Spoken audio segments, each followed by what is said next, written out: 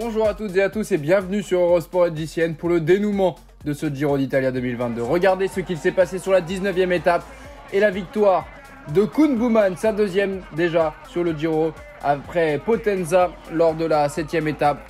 C'était au sanctuaire de Castelmonte que Koen Bouwman s'est imposé et a conforté définitivement son maillot bleu de meilleur grimpeur. S'il termine à Vérone, il sera le premier néerlandais à remporter ce classement de la montagne. Richard Carapaz est concentré, lui qui récupère déjà sur le vélo de chrono en vue de dimanche. Il a 3 secondes d'avance sur Jay Hindley et 1 minute 05 sur Mikel Landa avant la 20e et dernière étape de montagne qui mènera le peloton au Passo Fedaia.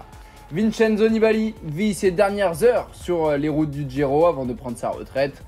Et voilà le match entre Hindley et Carapaz, les derniers instants du maillot rose avec les fans. Et regardez ce qui attend les coureurs entre Belluno et Marmolada avec l'ascension du Passo San Pellegrino, puis une belle descente bien roulante rapide, le Passo Pordoi, la cima copie de ce Giro, le sommet le plus haut, le point culminant, et puis enfin la montée vers Marmolada, le Passo Fedaia. Et cette conclusion du Giro avant le chrono à Vérone, en tout cas la dernière bataille que l'on espère en montagne. C'est parti avec une bataille pour prendre l'échappée, va-t-elle aller au bout? Jusqu'ici, il y a eu beaucoup d'échappées victorieuses, donc forcément, on veut être à l'avant. Mauri Van Sevenant se bat pour être dans le bon groupe. Et peut-être qu'ici, c'est la bonne. Ils sont une quinzaine avec Andrea Vendrame. Malheureux, la veille, 5e, et gêné dans le dernier virage. L'échappée qui compte 6 minutes d'avance. Et c'est Yassa Sutterling qui roule pour la Bahrain Merida. Victorious, pardon. On voit également Phil Bauhaus, le sprinter qui vient donner un coup de main pour Mikel Landa, leur leader. Ici, à l'avant, seul en tête, c'est Alessandro Covi, l'italien de UAE, qui passe en tête du Passo Pordoi. La cima copie, ça représente forcément quelque chose pour un grimpeur italien. Il était à l'avant avec Davide Formolo. Entre autres, il y a Sam Oomen, Rislem Reise, Lennart Kamna, Damien Novak, Giulio Ciccone ou encore Timon Arensman. Ces coureurs et qui ont laissé partir Covi et qui ne vont pas réussir à rentrer. 2 minutes 15 à 11 km du but. Et regardez ce trio de Ciccone, Arensman et Novak. Un beau trio de grimpeurs. Et Domen Novak, qu'on pensait peut-être se relever pour attendre Landa avec un grand coup de vis de la Bahrain Victorious. C'est finalement rien du tout. Novak qui est à 1 minute 30 à 4 km et demi. Le peloton à 5 minutes 40. Et regardez, c'est la Ineos Grenadier qui a pris le relais de la Bahrain Victorious. Et on est ici à un peu plus de 5 km de l'arrivée. Et il y a des dégâts, Emmanuel Buchmann en difficulté, Valverde également, Pavel Sivakov et Bentelet. Bentelet impressionnant. Pour l'instant, ça se regarde. Nibali qui est distancé, le 4e du classement général. Peyo Bilbao, le 5e également. Yann Hirt à la rupture. Hugh Carty qui est toujours là avec Hindley. Hindley qui va placer un démarrage à 2 km 600 de l'arrivée, un petit peu plus puisque le groupe maillot rose est à 5 minutes de la tête.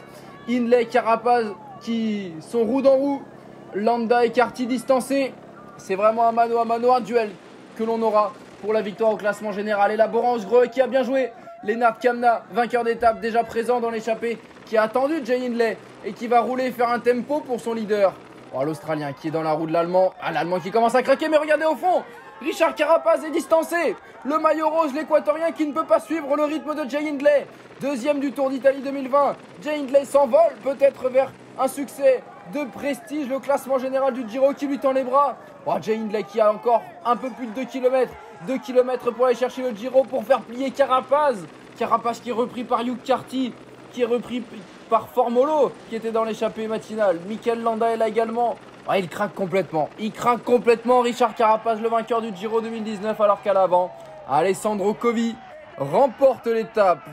Passé au sommet de la Cima Coppi au Passo Pordoi, Alessandro Covi est le vainqueur du jour. Le coureur de 23 ans, né en 1998 et qui vient s'imposer la 3e victoire de sa carrière après une étape du Tour d'Andalousie cette saison et le Tour de Murcie. Jay Hindley qui franchit la ligne avec 2 minutes 30 de retard tout juste. Il est dans le top 10 de l'étape. Et regardez derrière, c'est Landa et Carty qui vont venir chercher les 8e et 9e places de l'étape. Ils sont déjà à 50 secondes de Jay Hindley. Et on ne voit toujours pas Richard Carapaz. Richard Carapaz qui est là, qui va en terminer au bout de l'effort de lui-même. Richard Carapaz, stop, 3 minutes 58 sur la ligne. 3 minutes 58, ça fait 1,28 de débours. Moins les 3 secondes d'avance, c'est bien 1 minute 25 que Richard Carapaz a de retard désormais au classement général. Quel changement Quel bouleversement au sommet du classement général. Jay Hindley ici avec Alessandro Covi qui est le nouveau leader de ce Giro d'Italia. Alessandro Covi qui s'est imposé avec brio. C'est Tomen Novak qui a pris la deuxième place avec 32 secondes de retard. Ciccone troisième à 37 secondes. Pedrero quatrième pour la Movistar qui a bien fini. C'est souvent le cas pour Pedrero. Timon Arensman qui a un petit peu craqué 5e. Jay Hindley 6e. Rhys Lemreiser encore une fois dans le top 10 devant Hugh Carty, Mikel Landa et Lennart Kamna. La joie, il n'en revient pas. L'émotion de l'Australien. Il avait déjà attaqué la dernière étape. C'était déjà un chrono en 2020 du Tour d'Italie avec le maillot rose sur les épaules. Il avait alors absolument 0 seconde d'avance sur Tao Geoghegan Hart, un autre Ineos à l'époque. Jay Hindley avait finalement perdu le Giro sur le dernier chrono, mais cette fois-ci, avec 1 minute 25 d'avance, il semble avoir un matelas confortable. Derrière, pas de changement dans le top 15. Mikel Landa est 3e à 1,51. Vincenzo Nibali 4e à 7 minutes 57 et Bilbao à 8 minutes 55. Le premier français Guillaume Martin est 14e, Pavel Sivakov est lui 16e. Le chrono, ce sera la 21e et dernière étape entre Vérone et Vérone, 17 km 400. Attention, une partie plutôt difficile, on le voit, du côté de Torricella Massimiliana, 4 km à 5,5%. Voilà, c'est pas un chrono tout plat, mais en tout cas derrière, de quoi remettre de la vitesse. On attend forcément Eduardo Affini, Matteo Sobrero, beaucoup de spécialistes ne sont plus là. On pense forcément à Tom Dumoulin. Mathieu Van Der Poel, lui, pourrait peut-être tirer son épingle du jeu. Il avait visé ce chrono. Pour le classement général, ça semble acquis.